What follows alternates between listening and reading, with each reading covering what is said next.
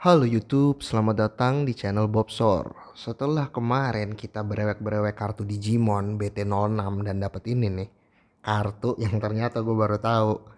Namanya Bellstarmon dan tingkat rarity-nya tuh kayak Secret Parallel katanya. Dan ini harganya 1 juta sampai 1,5 juta. Dan gue akhirnya memutuskan akan ngebuka lagi BT06 satu lagi karena kebetulan gue punya 2 box. Memang pastilah harapannya pengen dapat Omnimon yang katanya kartu seharga 30 juta. Cuman ya mitos nggak mitos, cuman gue percaya kalau gue adalah anak terpilih. Ya nggak? Tapi itu tidak akan kita lakukan sekarang. Karena gue berusaha untuk membuat sebuah konten yang agak sedikit berbeda, diverse. Karena hobi gue ini tidak terpatok kepada trading card games. Kebetulan gue suka banget, seperti yang kalian lihat di sini, ada mainan atau figur. Dan gue koleksi juga figur-figur, tapi ya tertentu lah, karena gue hanya suka beberapa IP. Salah satunya adalah ya gue suka banget IP dari anime atau manga One Piece. Lalu gue juga suka ada Star Wars atau Marvel DC gitu. Jadi kedepannya nanti gue akan unboxing juga mainan-mainan yang gue punya. Selain itu gue juga suka video games. Iya, gue suka banget main games. Sekarang ini gue lagi main Nintendo Switch. Pengen main PS5 tapi masih terlalu mahal. Jadi gue masih stuck dengan Nintendo Switch. Tapi ya good thingsnya adalah Nintendo Switch juga kan JRPG-nya banyak. Dan itu genre kesukaan gue. Dan yang terakhir adalah gue suka baca. Baca di sini gue suka banget mau baca buku novel ataupun buku komik. Nah, di episode kali ini gue ingin menunjukkan kalian komik-komik seperti apa yang gue baca. Karena biasanya tiap bulannya itu gue udah pasti akan dapat pengiriman. Bahkan gak hanya tiap bulan, biasa per 2 minggu. Kebetulan 2 atau 3 hari lalu datang kiriman komik yang untuk Wave, I believe. Ini gue pesannya tuh kayak Februari. Ini udah lama banget. Jadi ya memang agak telat karena ya nasib kita yang tinggal di Indonesia. Jadi yang pertama adalah ternyata ini ada pesanan temen gue. Amazing Spider-Man 61. Di isu 61 ini sangat menarik karena Peter Parker atau Spider-Man punya kostum baru. Di situ bisa kalian lihat ya, ada tulisannya new costume, new job, new Spider era begins here. Dan transisinya sangat menarik. Di kiri itu kostum yang barunya, kanan kostum yang lama. Tapi kita bisa lihat kostum yang barunya ini agak semi high tech ya. Dan webnya ini kayak agak nyala atau kayak listrik gitu. Tapi ya bisa jadi ini hanya penggambarannya aja. Karena gue sendiri gak baca Spider-Man sampai sejauh ini. Runnya Nick Spencer gue cuma baca sampai isu 30-an. Mungkin kedepannya gue akan lanjut karena akan ada event yang sangat menarik. Kalau gak salah namanya tuh Sinister War. Perang antara Sinister Six melawan Savage Six. Dan itu menurut gue, ya gue akan coba untuk balik lagi ke Spider-Man. Buku kedua adalah, ini masih punya temen gue juga, Amazing Spider-Man issue 62. Jadi 6162 ini sebenarnya sepaket ya. Karena kita masih nggak tahu cameo-nya itu di 61 atau di 62 atau full appearances dari kostum barunya ini di issue 61 juga atau 62. Jadi biasanya kalau yang koleksi komik dan untuk menjaga value-nya tinggi itu pasti akan mencari komik yang memang ada apa ya, bisa dibilang first appearances atau munculnya pertama kali kapan. Dan makanya di issue 6162 ini menurut gue bagi kalian yang koleksi komik untuk bukan hanya untuk baca ya, tapi menurut gue banyak yang koleksi komik juga untuk biar value-nya meningkat suatu saat nanti gitu. Karena kan ya siapa sih yang gak mau kalau punya hobi tapi nanti ternyata barang hobi kita tuh value-nya meningkat. Dan untuk itu kalian bisa baca atau bisa koleksi di Spider-Man 61 dan 62 karena penting juga ada kostum barunya dari si Spidey ini. Selanjutnya, nah ini adalah udah mulai ranah komik gue sendiri. Demon Days X-Men by Peach Momoko. Ini issue 1. Gue beli ini awalnya karena ya gue fans sama Peach Momoko. Peach Momoko itu adalah seorang artis atau seniman yang biasanya cuma gambar cover. cover-covernya Marvel, DC, komik-komik lah, itu dia gambar covernya doang. Tapi sekarang dia punya project sendiri, dia itu juga gambar jeroannya. Jadi gue waktu itu tertarik, gue pikir oh ini cuman buku dengan visual yang bagus. Tapi ternyata ceritanya, premisnya juga sangat menarik. Setelah gue baca, jadi ini adalah kalian bayangin X-Men tapi ada sentuhan sedikit manga dan settingnya ini berada di zaman feodal Jepang. Jadi ceritanya ini Psylocke ini seorang samurai, ya memang dia bawa katana ya, tanpa desain Page Momoko pun memang kan dia senjatanya pedang ya atau katana ya. Tapi ini ceritanya dia tuh kayak wandering samurai gitu.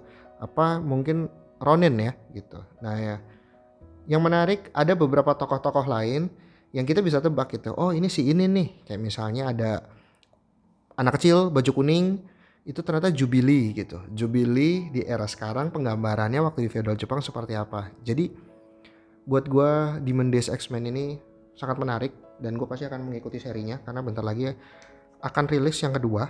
Mungkin bulan depan atau 2 bulan lagi gue kurang tahu. Dan selanjutnya ini bagus banget. Immortal Hulk Flatline. Ini adalah sebuah one shot. Bagi yang nggak tahu, one shot itu adalah artinya satu komik sekali baca kelar. Immortal Hulk Flatline ini adalah suplemen untuk main seriesnya yang dengan judul ya sama, Immortal Hulk. Immortal Hulk sendiri itu adalah sebuah seri yang sekarang dipegang runnya oleh Al Ewing yang menurut gue super bagus.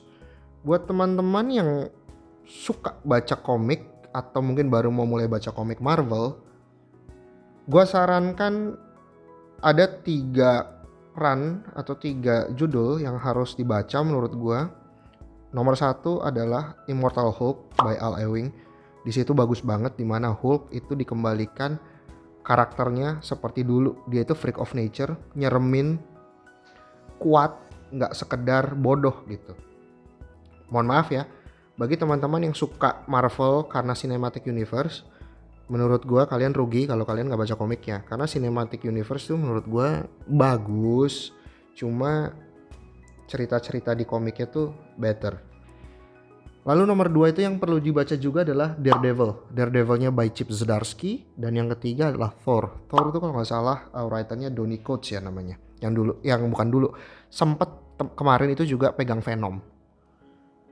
Jadi Immortal Hulk ini it's a must ya. Selanjutnya adalah DC Comics.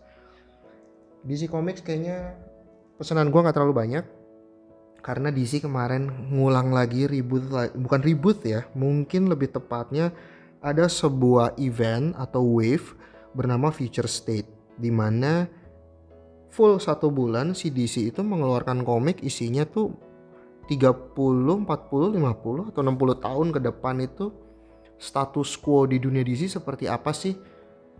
Kayak contoh ya, Wonder Woman-nya itu udah beda. Orang Brazil namanya tuh Yara kalau gak salah.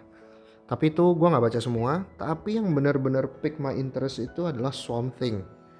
Jadi akhirnya gue pesen order yang bukan Future State-nya, tapi yang akhirnya jadi ongoing series-nya.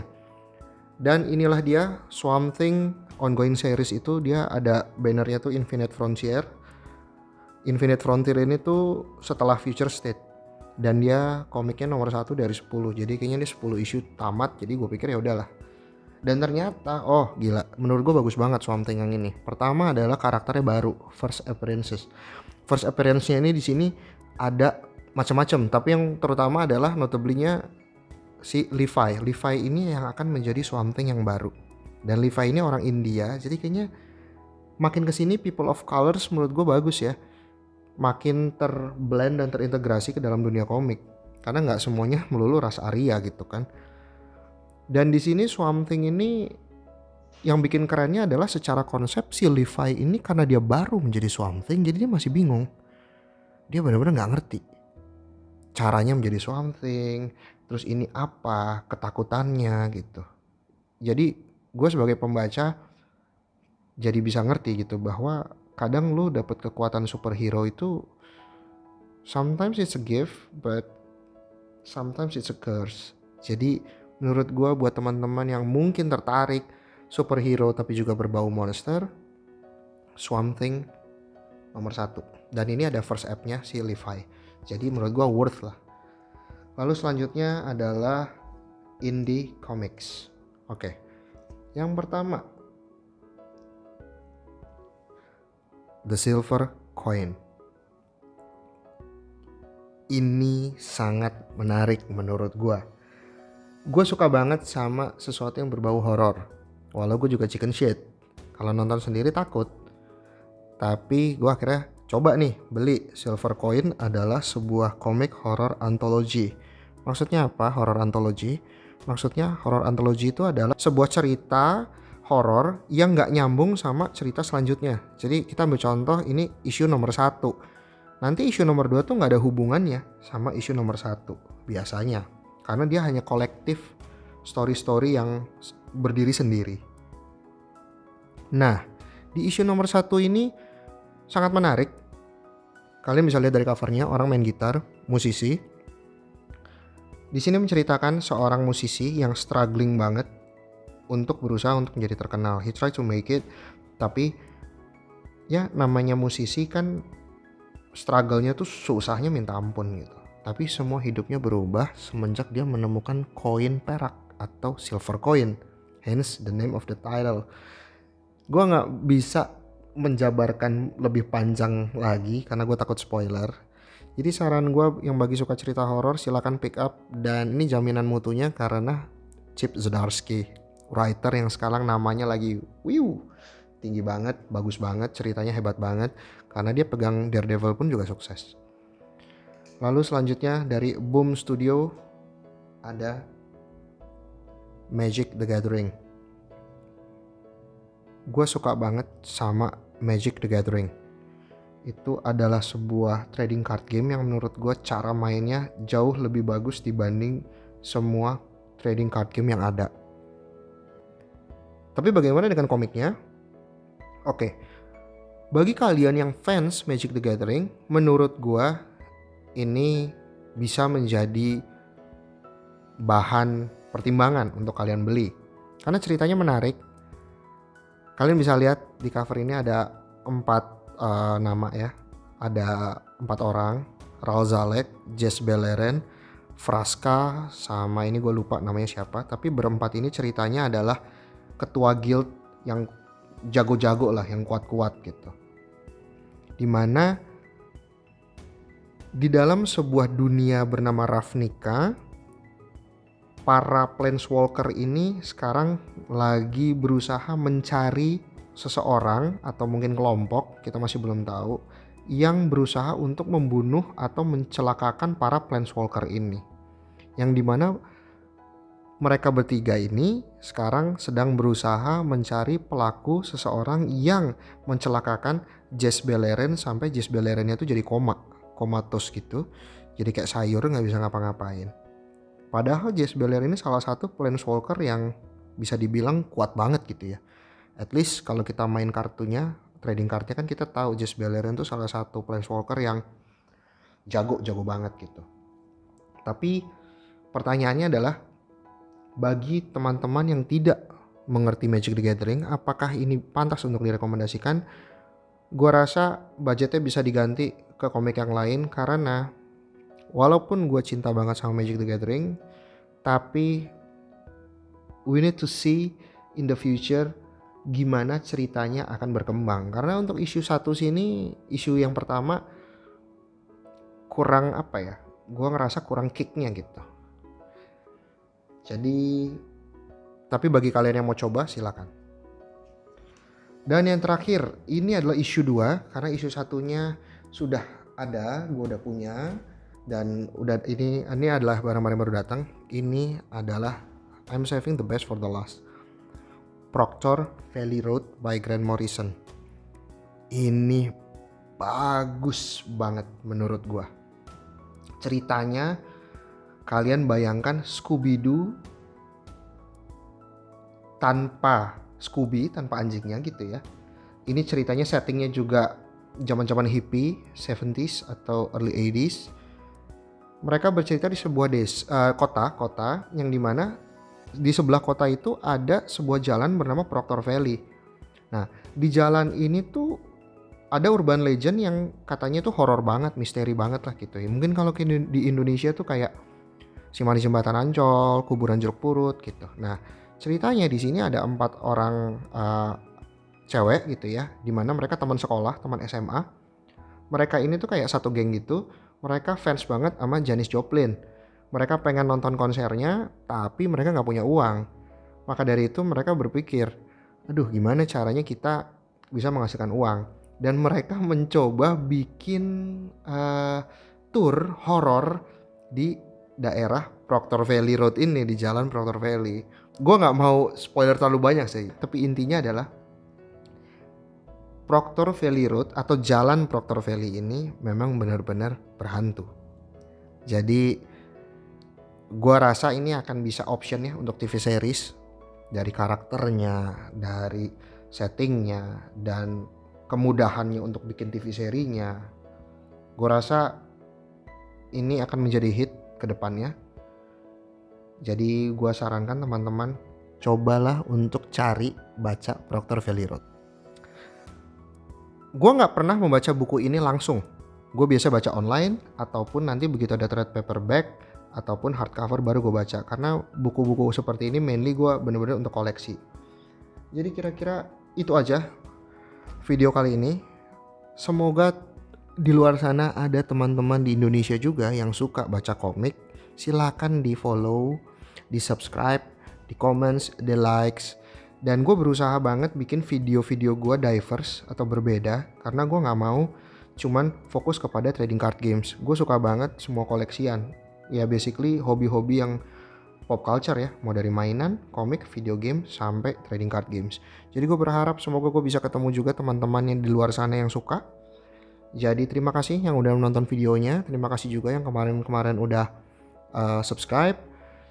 Jadi sampai bertemu lagi di video selanjutnya. Dan minggu ini gue akan coba unbox barang yang sangat spesial, yang semoga memang sudah datang ya. Kalau gue lihat dari tracking numbernya sih dari luar negeri sampai ke sini tuh dia udah nyampe di Indo gitu. Tapi gue hopefully within this week.